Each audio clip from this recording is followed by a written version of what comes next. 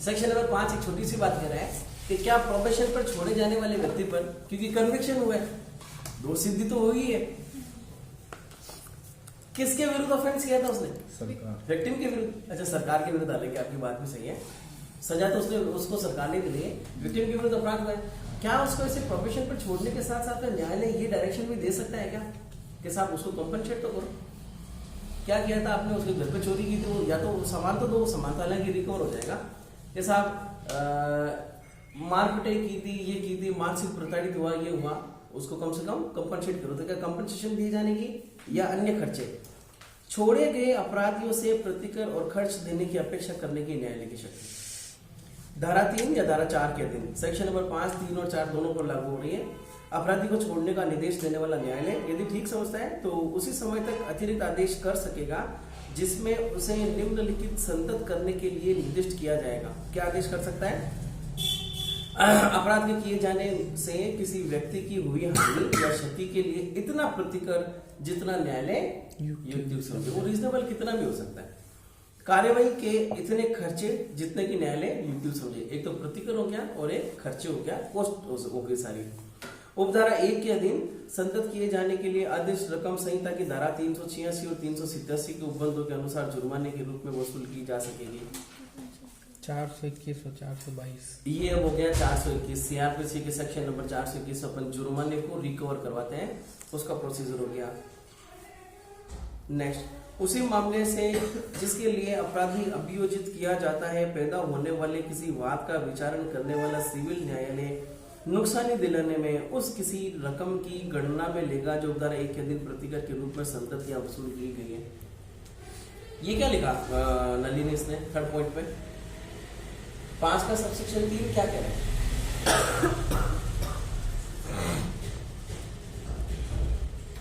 मतलब कि अगर कोई सिविल कोर्ट अगर ना उस कंपनसेशन का तो देख ली है तो वो ना ऑर्डर देगी ना तो उसको ना कट करके फिर ऑर्डर देगी। इस कट ऑफ करने को क्या कहते हैं? सेट ऑफ करना। कि साहब ये कोर्ट कौन सी है? क्रिमिनल कोर्ट है, जाहिर सी बात है।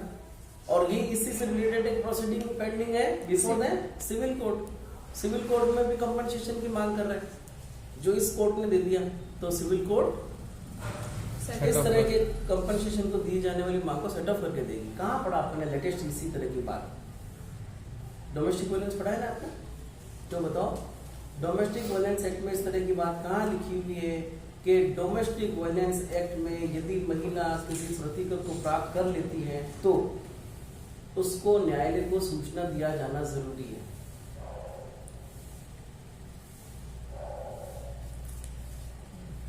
बताओ।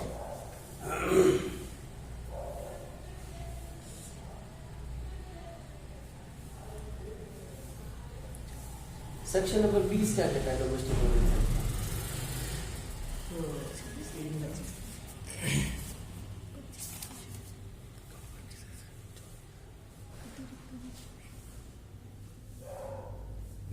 कस्टडी ऑर्डर है।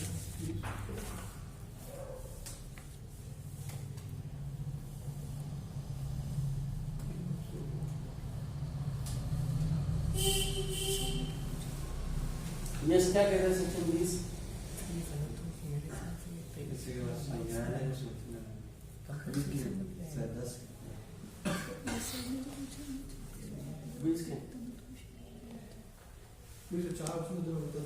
नहीं, 4 ऑप्शन नहीं, मुझे इनमें से कोई एक बच्चा बताओ जिनको मुझे सेक्शन नंबर 20 पूछना है।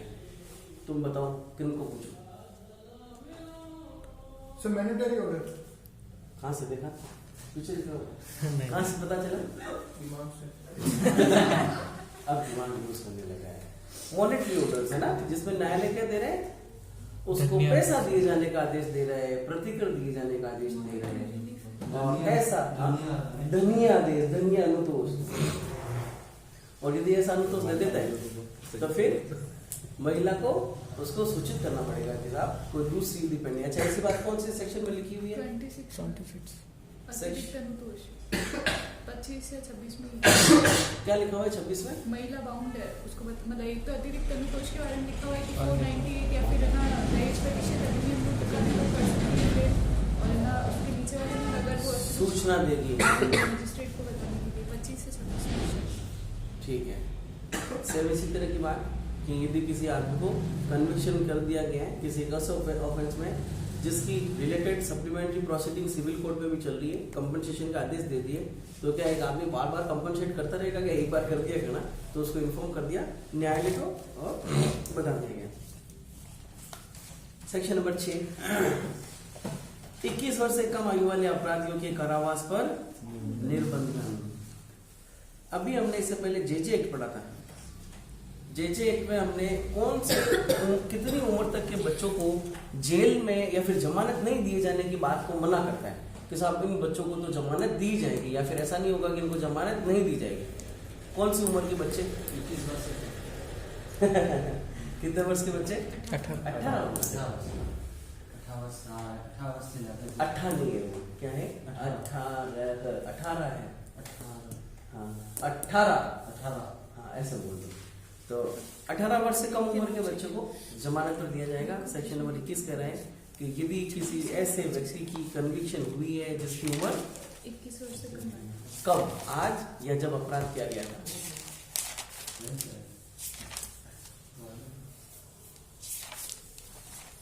आज, क्योंकि जब अपराध किया गया था उसकी तो ट्रायल कौन कर रहे हैं? जब अपराध किया गया था, जब उसकी उम्र 18 साल से कम थी तब उनकी ट्रायल कौन कर रहा है? या फिर उसका इंक्वायरी उनको तो जेजे भी कर रहा है। जाहिर सी बात है कि किसकी करेगा? जब एडल्ट की हो रही है। क्या लिख रखा है सेक्शन नंबर 6? जब 21 वर्ष से कम आयु वाला कोई व्यक्ति कारावास से, किंतु आजीवन कारावास से नहीं, दंडनीय कोई अपराध का दोषी पाया जाता है, हो गया पाया दोषी हो गया, तब वह न्यायालय जिसने उस व्यक्ति को दोषी पाया है उसे कारावास से तब तक दंडित नहीं करेगा जब तक कि उसका समाधान नहीं हो जाता है कि मामले की परिस्थितियां जिनके अंदर का प्रकृति अपराध का चरित्र ध्यान में रखते हुए ये वांछनीय नहीं होगा कि उसने धारा 3 या धारा 4 के अधीन व्यवहार किया जाए। और यदि न्यायालय अपराधी को कारावास का कोई दंड देता है तो वह वैसा करने के अपने कारणों को अभिलिखित करेगा। पहली बात तो क्या है कि यदि कोई दंड देता है, सजा दे रहा है, तो कारण को रिटन डाउन करेगा और पहले ये विनिश्चय करेगा कि क्या मैं उसको सेक्शन नंबर 3 और सेक्शन नंबर 4 में बर्तस्ना पर छोड़ सकता हूँ या परिवीक्षा पर छोड़ सकता हूँ। अपना ये समाधान करने के प्रयोजन के लिए कि क्या धारा 1 में निर्दिष्ट किसी अपराधी को धारा 3 या 4 के अधीन व्यवहार करना वांछनीय नहीं होगा, तो न्यायालय परिवीक्षा अधिकारी से रिपोर्ट मांगेगा और रिपोर्ट पर यदि कोई हो अपराधी के चरित्र और शारीरिक तथा मानसिक दशा के संबंध उससे प्राप्त किसी अन्य जानकारी पर विचार करेगा। ये जो शब्द है ना वो है शेल है। अच्छा, अपन ये बात तो पहले भी पढ़ ली थी कि सब प्रोबेशन ऑफिसर की जो रिपोर्ट है उनके ऊपर उसको विचार करना ही पड़ेगा। यश नहीं, कल जब अपन ने इस तरह की रिपोर्ट की बात की थी, जो प्रोबेशन ऑफिसर की बात की रिपोर्ट की बात कर रहे हैं, तो 2 कंसिक्वेंस एक्ट जो हमने इससे पहले पढ़े हैं उनमें भी 2 अलग अलग अधिकारियों की रिपोर्ट आई थी। वो कौन कौन सी रिपोर्ट है? Investigation report. हाँ, उसका क्या नाम था इन्वेस्टिगेशन रिपोर्ट का?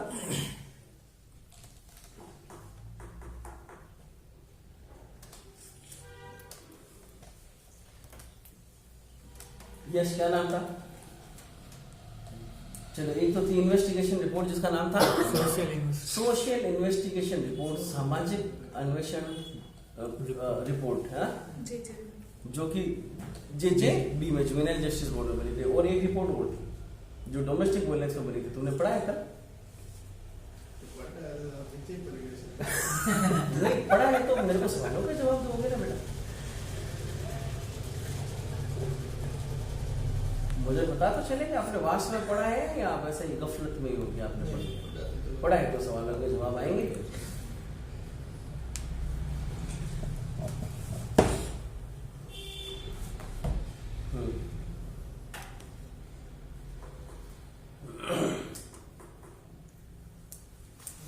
हाँ, कौन सी रिपोर्ट है जीतू? DIR, जिसके फुल फॉर्म है domestic incident report. Domestic incident report कौन बना रहा है? पागलों की तरह जवाब मत दो। पुलिस वाले बना रहे हैं। पुलिस वाले कहाँ से आ गए इसमें डोमेस्टिक वायलेंस एक्ट में? बताओ ना, आपने पढ़ा है बेटा?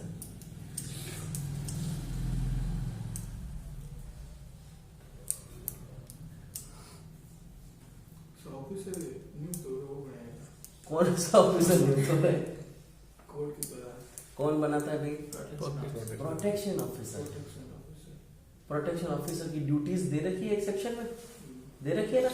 कौन सा सेक्शन है वो जिसमें बताई हुई है the duties of protection officer, जिसमें ये इसी तरह की बातें बताई हुई है? डोमेस्टिक वायलेंस एक्ट पढ़ा है आपने? लिखा हुआ है कि प्रोटेक्शन है प्रोटेक्शन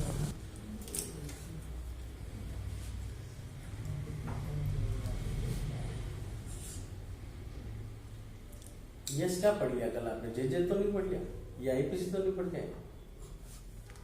रात को क्या पता अंधेरा था, गलती से उठा लिया जे और आप डोमेस्टिक वायलेंस चल रहे फिर सवाल ये कि फिर आपने जे भी कैसे पढ़ा, अंधेरा था? बताओ।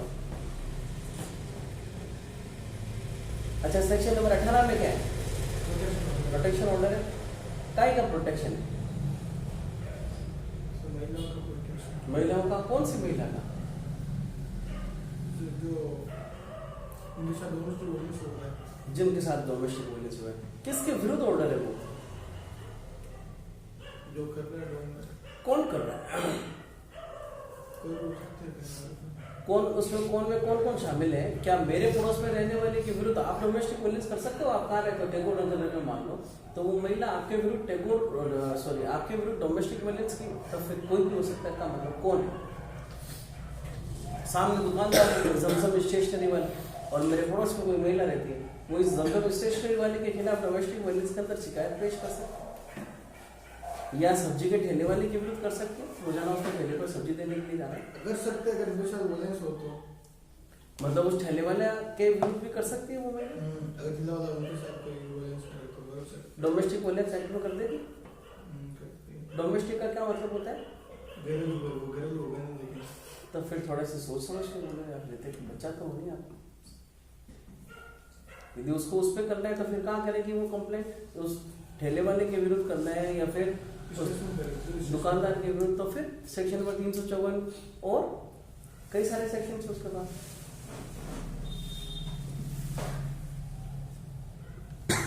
मान लो कोई आदमी सीटियां बजाता है या फिर आंख मार रहा है, मतलब एक संकेत विशेष दे रहा है, सीटियां बजा रहा है, तो महिला को कौन सा कानूनी अधिकार है कि सब थाने में जाकर वो रिपोर्ट दर्ज करवा सकते?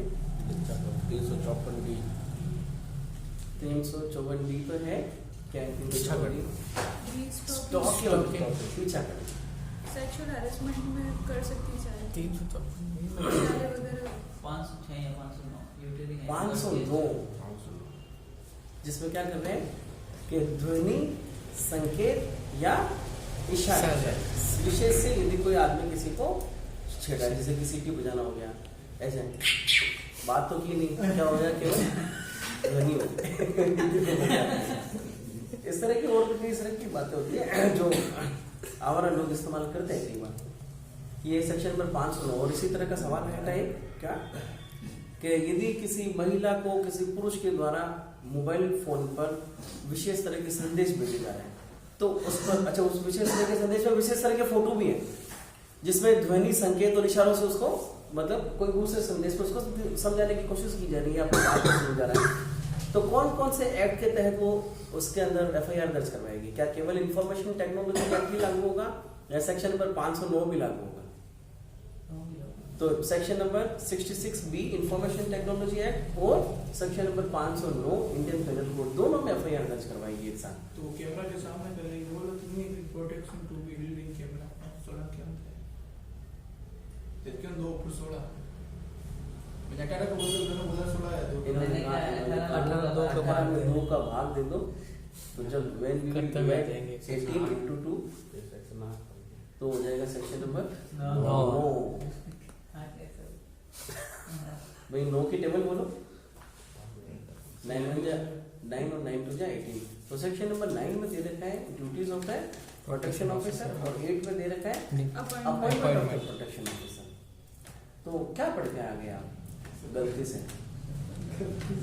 तो इशारे भी तो कर रहा है ये, आप लड़की होती तो हो सकता है 509 को पर आप लड़की नहीं हो। क्या पढ़ गया? आपका सवाल ये है कि आपने मेरे को कल वापस एक तो साल से कम उम्र के बच्चे को पहले तो ये कोशिश करेगा कि साहब प्रोबेशन पर और बरकसना पर छोड़ेगा, और यदि नहीं छोड़ता है तो फिर अपने कारण को उसको इंट्रोड्यूस करवाएगा। और इसके अलावा प्रोटेक्शन ऑफिसर प्रोबेशन ऑफिसर की रिपोर्ट, जिसको हमने कहा है कौन सी रिपोर्ट, जो कि प्रोटेक्शन ऑफिसर के द्वारा बनाएगी, जिसको अपन क्या रखेंगे, कॉन्फिडेंशियल रखेंगे, उसकी रिपोर्ट भी मांगेगा। और प्लस 2 बातें और लिख दी कि ऐसे बच्चे के चरित्र के साथ उसकी शारीरिक और मानसिक दशा पर भी विचार करेगा। तो प्रश्न यदि ये आए कि साहब 21 वर्ष से कम उम्र के बच्चे को प्रोबेशन, जिसको अपराध में 2 सिद्धि साबित हो चुके हैं, क्या व्यक्ति, तो मैंने क्या बोला, भी बच्चा बोला क्या, व्यक्ति की 2 सिद्धि किए जाने की स्थिति में प्रोबेशन और एडमोनिशन पर छोड़ने के लिए किन किन आधारों पर या किन किन ग्राउंड्स पर विचार करेगा न्यायालय। तो चरित्र हो गया, मतलब कैरेक्टर हो गया, प्रीवियस कन्विक्शन, हालांकि सेक्शन नंबर 3 है तो अपने आप में वो प्रीवियस कन्विक्शन भी आ ही जाएगा वैसे, हालांकि 21 साल की बच्चा है तो प्रीवियस कन्विक्शन तो उसका क्या होगा।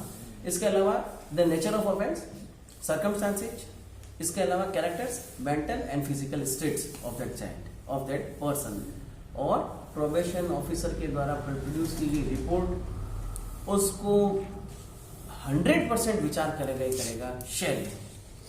नेक्स्ट सेक्शन नंबर 7, परिवीक्षा अधिकारी की रिपोर्ट का गोपनीय होना। गोपनीय का मतलब उसको छुपा कर रखेगा, मैजिस्ट्रेट साहब ऐसा नहीं कहेगा कि साहब ये प्रोबेशन ऑफिसर, मान लो आप प्रोबेशन ऑफिसर हो और इसको इस 3 जजेस की कोर्ट में क्या कर दिया, इसको कन्विक्ट कर दिया, और आप प्रोबेशन ऑफिसर हो, आप अपनी रिपोर्ट बना के लेकर आए हो कि सर ना ऋतिक एक ऐसा आदमी है जो अमूमन सर ना ऐसे तरह के व्यवहार में लिप्त रहा है, समाज में भी इसकी पैठ ठीक नहीं है, और इसकी शादी भी हो गई थी पर इसकी पत्नी इससे इतनी ज्यादा प्रताड़ित हुई कि पत्नी इसको छोड़कर गई थी। एक आपने रिपोर्ट बनी आपकी तरफ से, रिपोर्ट आपने उनको पेश कर दी, अभी आपके सामने चिल्ला के पड़ रहे हैं, हाँ यस ने ये कहा है कि साहब ऋतिक फला फला आदमी है, इस तरह का बदमाशों का काम करता रहा, ये कर रहा है, तो ऋतिक तुझे क्या कहेंगे, देख लो बेटा, तो ये ऐसी बातें होती है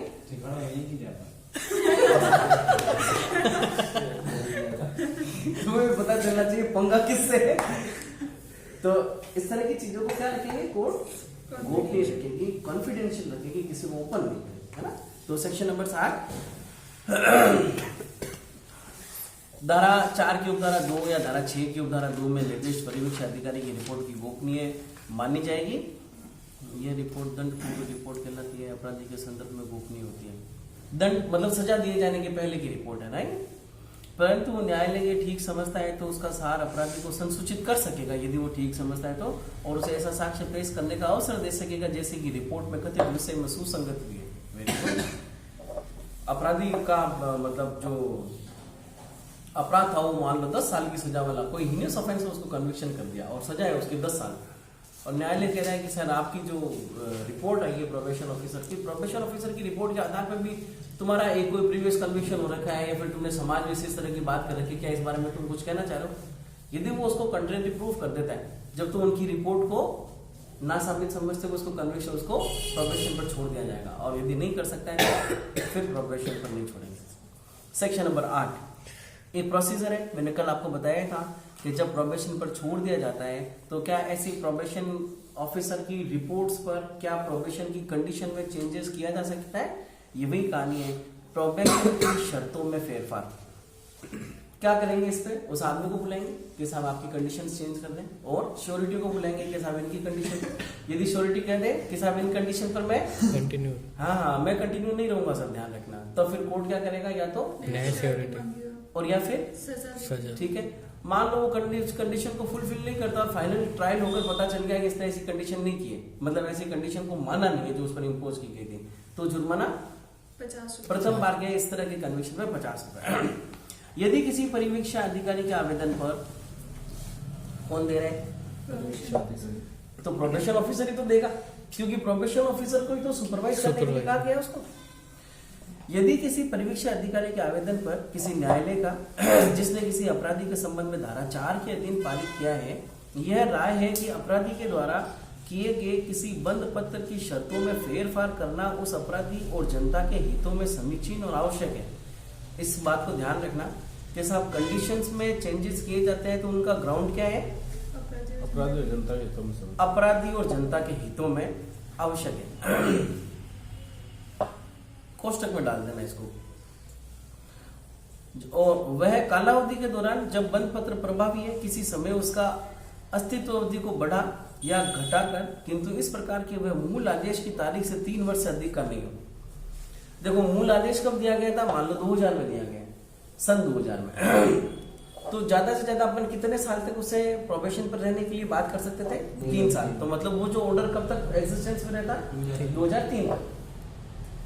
मगर जज साहब ने उसको केवल 1 साल तक प्रोबेशन पर रहने का कहा, सन 2001 तक। पर इसके दौरान प्रोबेशन ऑफिसर ने एक रिपोर्ट पेश की कि सर आपने जो कंडीशन की है वो तो ना इस तरह के बदमाशी करके हमें लग रहा है वो बाहर भाग जाएगा या फिर इंडिया से बाहर भाग जाएगा तो हमारे पकड़ में नहीं आएगा। तो क्या मजिस्ट्रेट साहब उनकी जो समय अवधि है जो 1 साल के लिए थी उसको बढ़ा सकता है? कितनी तक बढ़ा सकता है? मूल आदेश की तारीख से जो मूल आदेश था उस मूल आदेश से 3 साल की अवधि से ज्यादा का नहीं होगा।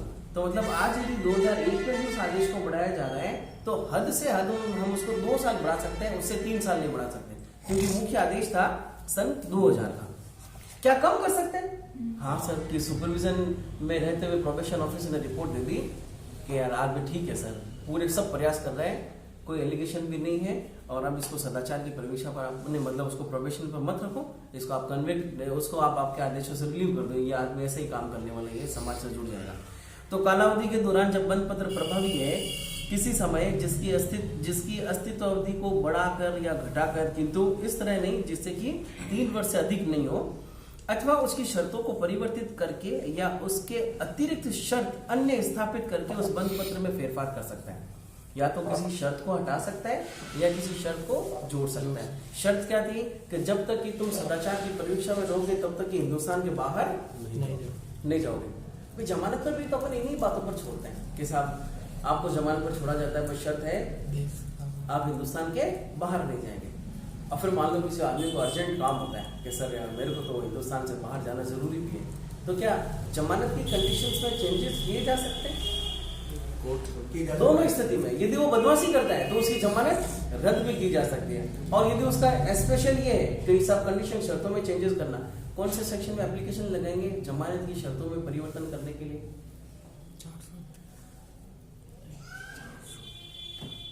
436 क्या कहता है? बेलेबल ऑफेंस में बेल कौन कौन दे सकता है?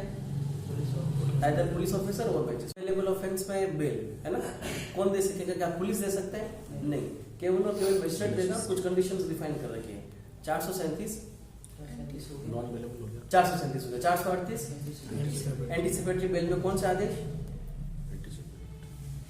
इंटरिम बेल के अग्रिम जमानत के अंतरिम आदेश, interim order of anticipatory bail. 438 हो गया।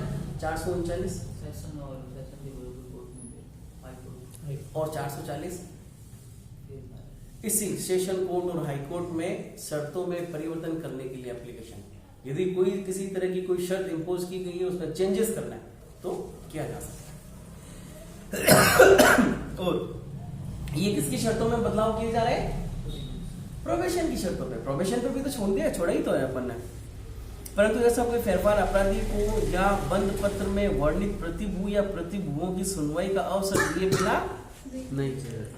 अपराधी को भी बुलाया जाएगा और प्रतिभुओं को भी बुलाया जाएगा, या तो अपराधी को या प्रतिभू को। यदि कोई प्रतिभू मतलब श्योरिटी उपधारा 1 के अधीन किए जाने के लिए प्रस्तावित किसी फेरफार के लिए सहमत होने से इनकार करता है तो न्यायालय अपराधी से नया बंद पत्र देने की अपेक्षा कर सकेगा, और अपराधी यदि वैसा करने से इनकार करेगा, उसमें असफल होगा, तो न्यायालय उसे अपराध के लिए दंडित कर सकेगा जिसका वह दोषी पाया गया है। यदि शर्तों में बदलाव करना है और शर्तों में बदलाव किए जाने की बात को वह एक्सेप्ट नहीं कर रहा है, तब फिर न्यायालय के पास में क्या पावर है? उस कन्विक्शन में जिस कन्विक्शन में उसको परिवीक्षा पर छोड़ा गया है तो उस कन्विक्शन में उसको दंडित कर सकता है। 1 साल तक वो बाहर रहा, फिर चेंज किया सकता है।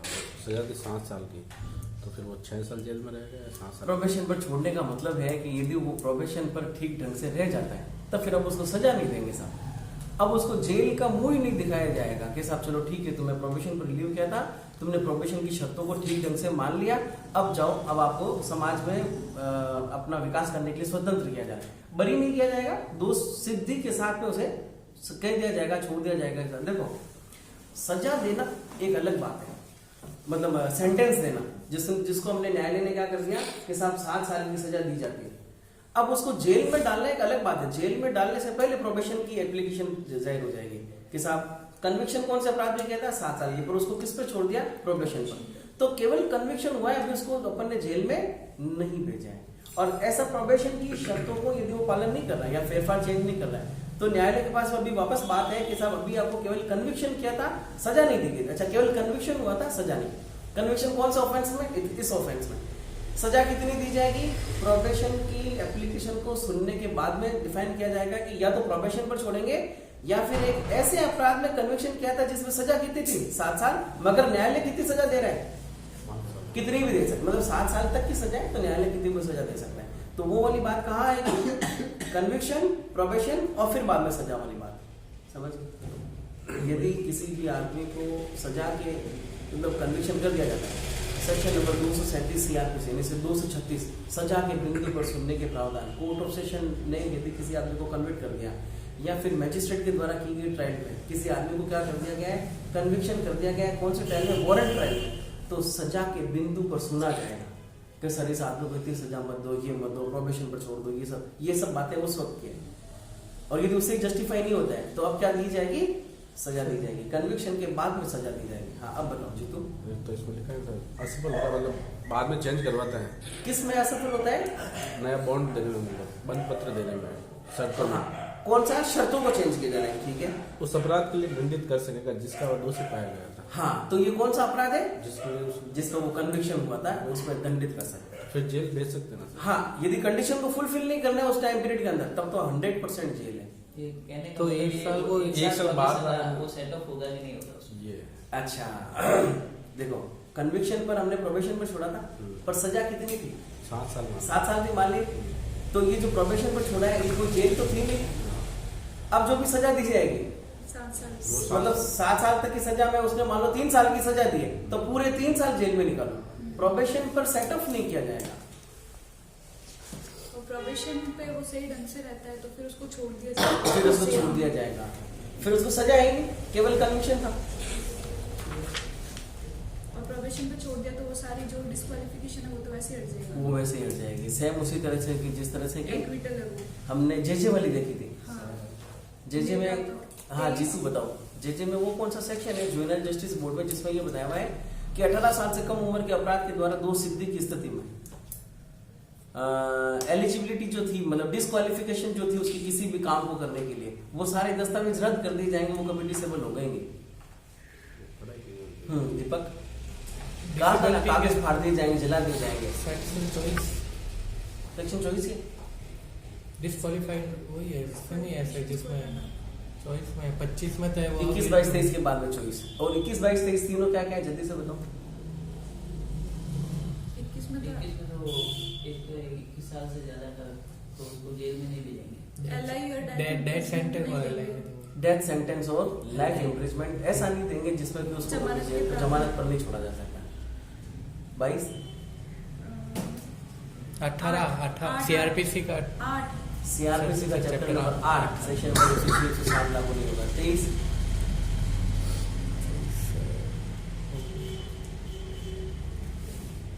जैनब होती तो भी बता देती, उसको 23 याद था।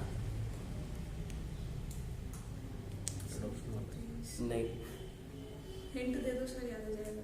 2 आदमियों ने अपराध किया है, जॉइंट ट्रायल नहीं होगी, जॉइंट ट्रायल नहीं होगी, जॉइंट ट्रायल ठीक है। और सेक्शन नंबर 24 क्या कह रहा है, डिस्क्वालिफिकेशन को हटा दिया जाएगा, मगर कौन से कागज को रखा जाएगा, अगर 19 के 1 में दोष सिद्धि हुई है तो, यदि 19 के 1 में एडल्ट की तरह ट्रायल करके दोष सिद्धि हुई है तो। चलो अपन यहाँ पर क्यों आए थे अभी, ये सही दंडित कर सकेगा, बढ़ा सकेगा।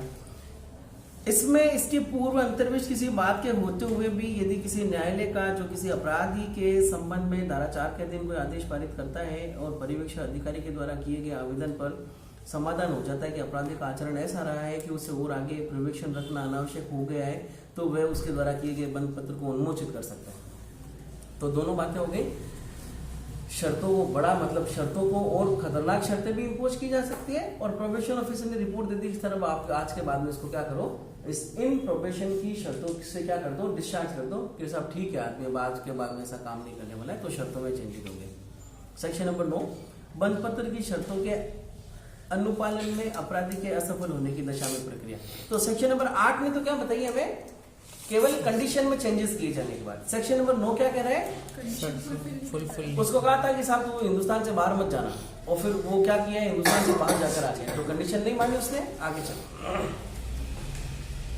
यदि उस न्यायालय के पास जो किसी अपराधी के संबंध में धारा 4 के अधीन कोई आदेश पारित करता है, या किसी न्यायालय के पास जो उस अपराधी की बाबत उसके मूल अपराध के संबंध में कार्यवाही कर सकता था, इसका क्या मतलब है, आदेश पारित करता है या किसी न्यायालय के पास जो उस अपराधी की बाबत उसके मूल अपराध के संबंध में कार्यवाही कर सकता था, जुरिस्डिक्शन था उसको भी ऐसा प्रोसीडिंग करने का। दो अलग अलग न्यायालय में भी तो जुरिस्डिक्शन हो सकता है, ठीक है। परिवीक्षा अधिकारी की रिपोर्ट पर या अन्यथा ये विश्वास करने का कारण है, दो बातें हैं। सेक्शन नंबर 8 में तो परिवीक्षा अधिकारी की रिपोर्ट पर था, सेक्शन नंबर 9 में on the report of probation officer और अन्यथा विश्वास कोई दूसरी इंफॉर्मेशन से।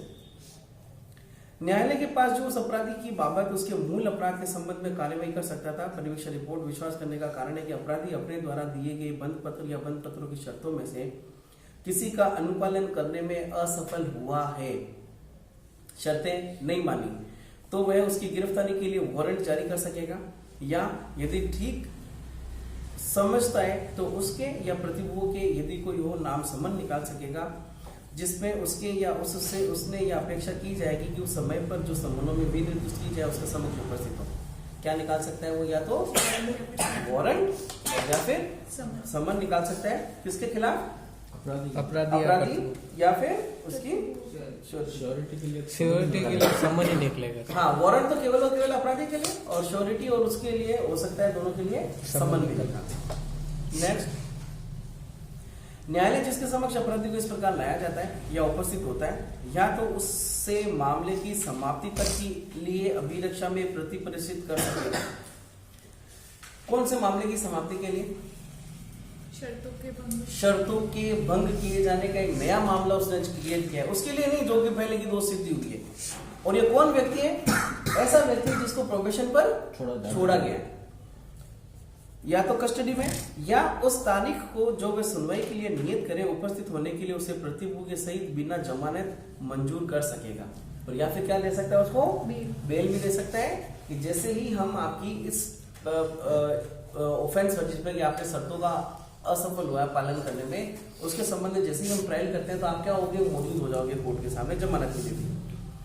मामले की सुनवाई के पश्चात न्यायालय का समाधान हो जाता है कि अपराधी अपने द्वारा किए गए बंद पत्र की शर्तों में किसी का अनुपालन करने में असफल हुआ है, तो मतलब पूरी समझ होगी, रिपोर्ट्स आ गई, एविडेंस आ गई, तो क्या कर सकता है, उसे मूल अपराध के लिए दंडित कर सकेगा। भाई प्रोबेशन पर छोड़ा था, क्या कहा था जज साहब ने कि साहब इस तरह का काम या फिर ऐसी बातें नहीं करेगा, ध्यान रखना, पर वो फिर भी क्या कर रहा है, बदमाशी कर।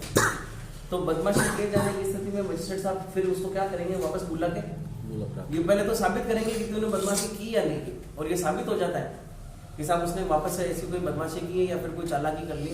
अब कोर्ट साहब क्या करेंगे कि साहब तू कन्विक्शन पर छोड़े जाने के लायक नहीं, उसे मूल अपराध के लिए दंडित कर सकेगा। या जहां असफलता प्रथम बार होती है वहां बंद पत्र के प्रवृत्त रहने पर प्रतिकूल प्रभाव डाले बिना उस पर 50 रुपए से अन्यथा की शास्ति अधिरोपित कर सकेगा। या क्या कर सकता है, 50 रुपए कोर्ट में फाइन जमा करवाओ और आपका वो जो बोल है उसका आगे अपन रिस्टोर कर देते हैं। नेक्स्ट, यदि उपधारा 3 के खंड ख के दिन आरोपित अधिरोपित शास्ति ऐसी कालावधि के भीतर जैसी न्यायालय नियत करे संगत नहीं की जाती तो न्यायालय अपराधी को मूल अपराध के लिए दंडित। ये तो नॉर्मल सी बात है कि साहब वो जुर्माना यदि उसको नहीं करता है तो फिर वापस। सेक्शन नंबर 10, प्रतिभूओं के बारे में कोई खास बात नहीं है।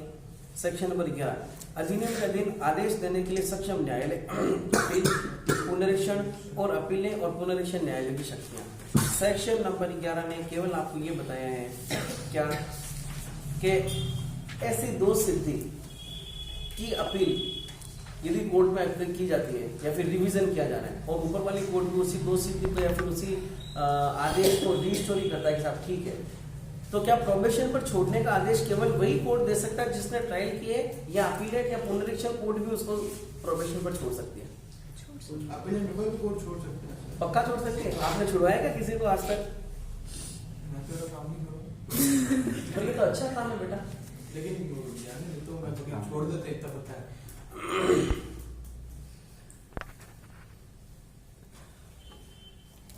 बिंदु नंबर 1 नहीं, सबसेक्शन नंबर 1(11) का अधिनियम के अधीन आदेश अपराधी का विचारण और उसे कारावास से दंडित करने के लिए सशक्त किसी न्यायालय के द्वारा और उच्च न्यायालय या किसी अन्य न्यायालय द्वारा जब ये मामला उसके समक्ष अपील या पुनरीक्षण में आए, इस तरह का आदेश दिया जा सकता है।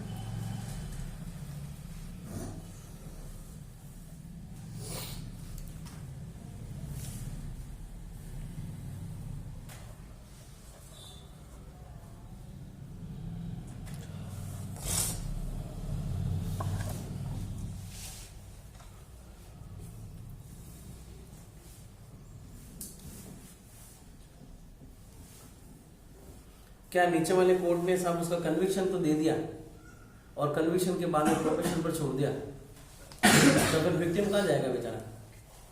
विक्टिम इस तरह के प्रोबेशन पर दिए जाने के आदेश को चैलेंज करेगा कि सर उसको को प्रोबेशन पर नहीं छोड़े, 1 नंबर का घिनौना अपराधी है, इसी तरह का काम करता गया। तो नीचे वाली कोर्ट के आदेश की अपील कहाँ करेगा? जहां पर आमतौर पर अपील होते हैं। फर्स्ट क्लास जुडिशियल मजिस्ट्रेट है तो सेशन कोर्ट, और यदि सेशन कोर्ट है तो हाई कोर्ट।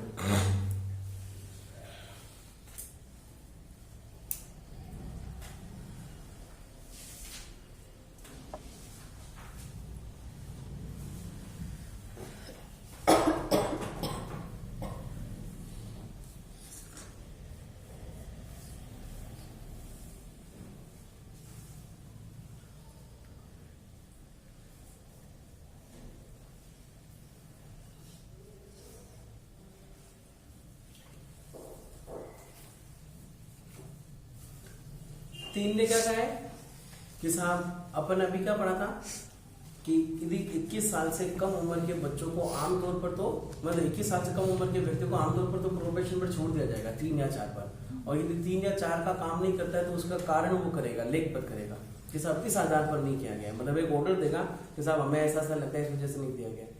तो ऐसे आदेशों की अपील प्रोबेशन ऑफिसर पर नहीं, प्रोबेशन ऑफिसर के आवेदन पर एवं आदियों के आधार पर मामूली तौर पर की जाती है, या तो स्वयं प्रेरणा से या सिद्धदोष व्यक्ति या प्रविष्ट अधिकारी के द्वारा आवेदन किए जाने पर अपील की जा सकती है। बिंदु संख्या 4,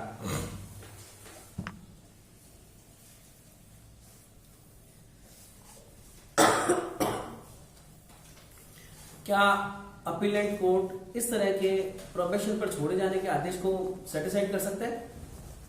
सेटिसाइड कर सकते हैं, वास्तव में कर सकते हैं। और क्या आदेश दे सकते हैं? विधि के अनुसार जो मुख्य अपराध किए जाने के लिए जो सजा है उनको सजा दिए जाने का आदेश कर सकते हैं, मगर यदि न्यायालय दंड नहीं देगा जो उस न्यायालय के द्वारा दिया जा सकता है, जैसा कि अच्छा कोई भी कोर्ट नीचे वाली कोर्ट जो सजा दी जा सकती थी उसके द्वारा उस ऑफेंस में उससे ज्यादा सजा दे सकता है, ये नहीं होगा, ये तो कहीं पर भी नहीं हो सकता है।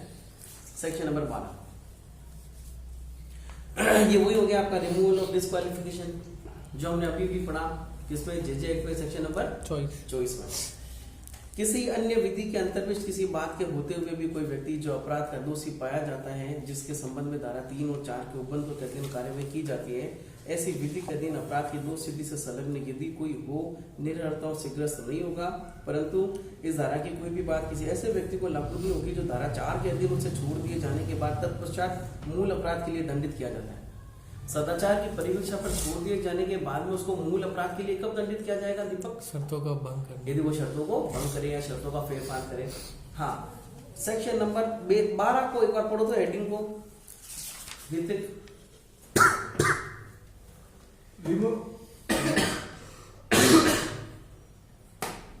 Removal of disqualification attaching to conviction. इसका केवल मुझे मतलब बताओ, क्या कहना चाहते? Removal of disqualification attaching to conviction. तो कन्विक्शन होता है तो वो कन्विक्शन किसको कहते हैं? कबूल कर देना। क्या कबूल की जाए? कबूल निकाह से वो निकाह कबूल कर दे तो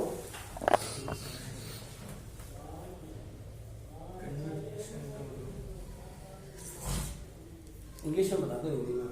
what do you mean by conviction?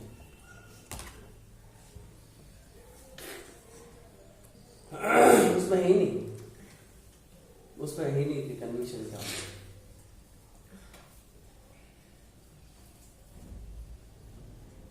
Convict और कन्विक्शन होते हैं। जो आदमी नहीं, जिस आदमी का कन्विक्शन किया जाता है वो आदमी कन्विक्ट कहलाता है। ठीक है, अब आगे बताओ कन्विक्शन किसे कहते हैं? मोबाइल एप्पल का रखा हुआ है, 1,10,000 रुपए। यार रहते क्या करना बेटा, कहाँ है तेरे सगाई तो नहीं हो रही? आता ही कब है? जब किसी आदमी को दूषित किया, उससे पहले तो आ ही नहीं रहा है। यदि मैंने कल क्या कहा था कि साहब तुमको फोन करके मजिस्ट्रेट ने कहा कि साहब मुचल के बढ़ाओ भी तुम्हारे, आप जाओगे कि साहब का मुचल का मैं दूषित करोगे, सबसे पहले भी क्या कहेंगे? दोस्त सिद्धि। तो ये एग्जिस्टेंस में आता ही कब है? जब आपको जब अपराध कमिट हो जाता है। अपराध कमिट हो जाता है। अच्छा एक बात बताओ, ये सेक्शन आपको ये कहना चाह रहा है कि दोस्त सिद्धि से संलग्न निर्हरताओं को हटाया जाना। देखो कि मान लो कि आपको किसी एक ऐसे व्यवहार में पकड़ लिया गया है जिससे आपकी साख खराब हो जाती है, जैसे कि आपको या तो जुआ खेलते हुए या किसी ऐसे आदमियों के साथ घूमते बैठते जो कि दारू पीते हैं, शराब पीते हैं, मतलब चरस गांजा या फिर सिगरेट वगैरह पी रहे हैं, उनके साथ बैठकर आपको पकड़ लिया 3-4 बार। 2-4 महीने के बाद में आपके घर परिवार में कोई आपसे आपकी अपनी बच्ची की सगाइयां करने के लिए रिश्ता लेकर आते हैं, पर आपके पड़ोस में आपके कोई रिश्तेदार रह रहे हैं जो उनके भी संबंधी, उन्होंने सूचित किया इनको कि साहब कट खड़ा नाको छोड़ो पहली बिगड़ोड़ है बाप जी, देख यहाँ के हम खड्डा में मत देखो, वहां पर घणो ही चौक है बेचारा, पर वो छोरो बहुत ज्यादा ही पापा एनी घनी कोशिश करे छोरा को की, और छोरे को सारी की सारी व्यवस्था अवेलेबल करवा दी है। 1,10,000 का मोबाइल ले गए, पर वो ध्यान पड़ने के बाद बिल्कुल नहीं ऐसा कुछ नहीं है। छोरी डंकी मेला अब सवाल है, ये जो सेक्शन है वो यही कह रहा है क्या कि यदि किसी आदमी को दोषी कर दिया गया और एक जगह ऐसी है जहां पर क्या करना है, इलेक्शन में हमें पार्षदों के चुनाव लड़ने हैं और पार्षदों के चुनाव में ऐसा लिखा हुआ है कि वही आदमी पार्षद के चुनाव लड़ सकता है जिसको न्यायालय ने कभी दोषी नहीं किया।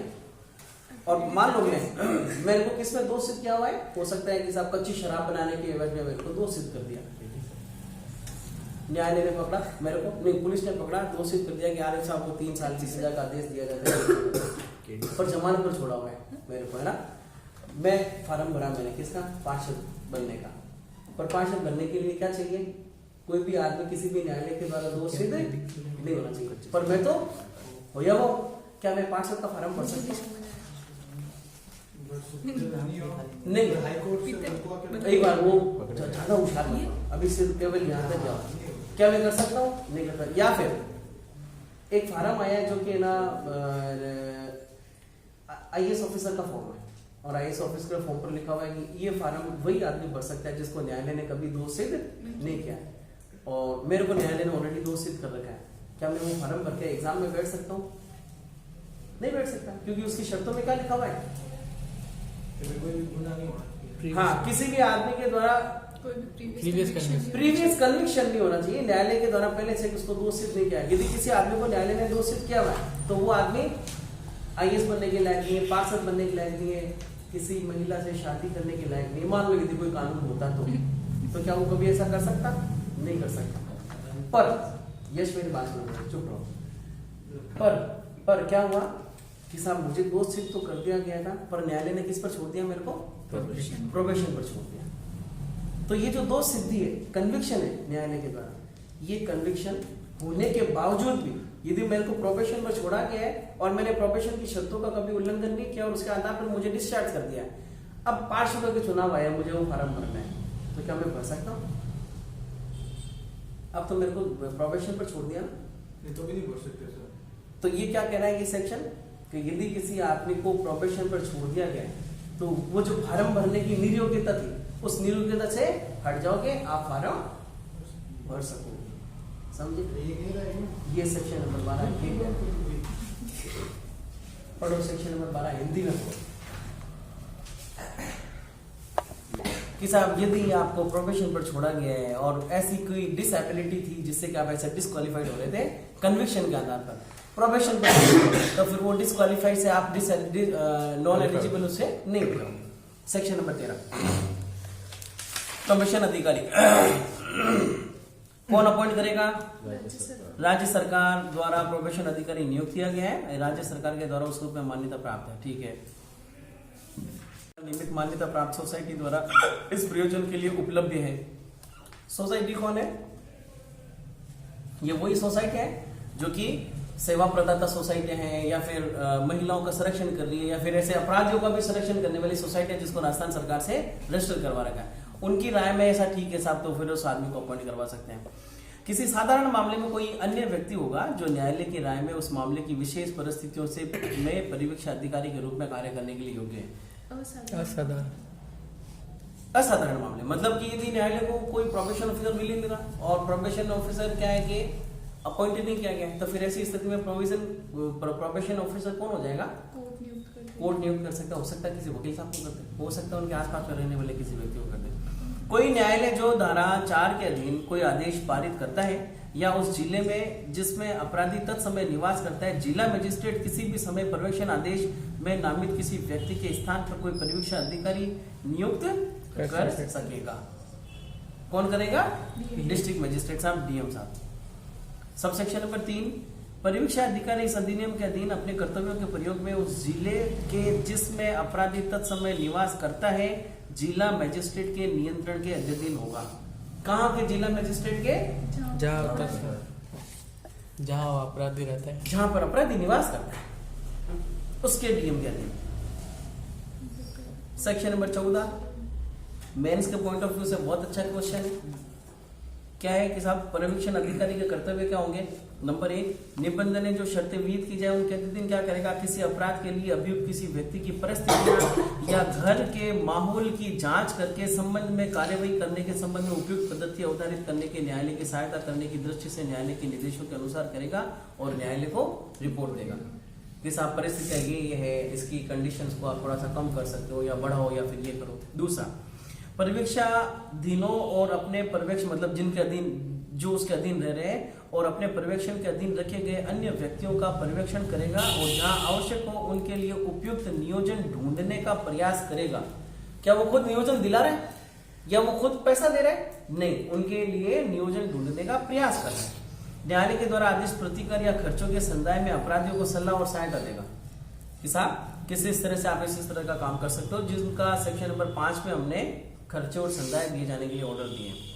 उन व्यक्तियों का जो धारा 4 के अधीन छोड़ दिए गए ऐसे मामलों में और ऐसी रीति से जो विहित की जाए सलाह और सहायता देगा और ऐसे अन्य कर्तव्य करेगा जो न्यायालय के द्वारा विहित की जाए। ठीक है, सेक्शन नंबर 14 मेंस के पॉइंट ऑफ व्यू से इंपॉर्टेंट है। परिवीक्षा अधिकारी क्या है? लोक सेक्शन नंबर 16 सद्भावना पूर्वक की गई कार्यवाही। दीपक, सद्भावना पूर्वक की डेफिनेशन आईपीसी में कहा है? 52 नहीं 52 ही है, 52 है तो संशय है। और क्या है दीपक? सद्भावना पूर्वक कार्यवाही किसको कहा है? नहीं दीपक नहीं जीतू।